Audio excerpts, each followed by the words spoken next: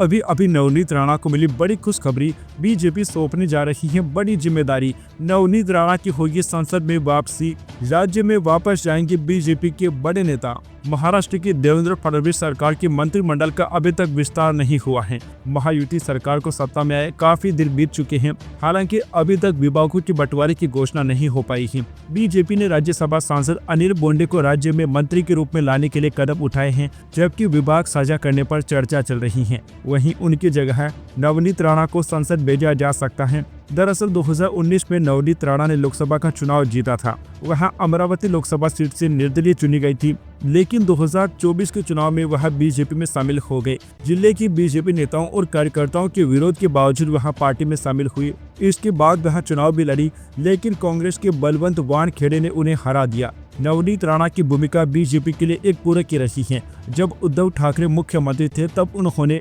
हनुमान चालीसा का जाप करने के मुद्दे को लोकप्रिय बनाया था। वह लगातार ठाकरे पर निशाना साधती रहती हैं। लोकसभा में हार के बाद वह संसद जाने को बेताब हैं और उनकी ये मांग जल्द ही पूरी हो सकती है। अमरावती से बीजेपी नेता अनिल बोंडे फडणवीस कैबिनेट में कृषि मंत्री रह चुके हैं। नवनीत राणा की तरह वह भी आक्रामक नेता है। अब बीजेपी इन दोनों आक्रामक नेताओं की अदला बदली करने की तैयारी कर रही है। बोंडे को दिल्ली से राज्य वापस लाया जाएगा। इस बात की पूरी संभावना है कि उन्हें फडणवीस कैबिनेट में जगह दी जाएगी। वहीं नवनीत राणा बोंडे की जगह भरेगी। बीजेपी के एक सूत्र ने इसकी सूचना दी है। अमरावती में पहली बार बीजेपी के 5 विधायक चुने गए हैं। इस सीट में बोंडे की बड़ी हिस्सेदारी है, इसीलिए बीजेपी का नेतृत्व का इरादा बोंडे को राज्य में वापस लाकर मंत्री बनाने का है। बोंडे के रूप में अमरावती को कैबिनेट में नवनीत राणा को जगह मिलेगी। बोंडे 5 जुलाई 2022 को राज्यसभा गए। इनका कार्यकाल 2028 तक का है, इसलिए उनकी जगह सांसद बनने वाली नवनीत राणा को 3.5 साल का कार्यकाल मिलेगा।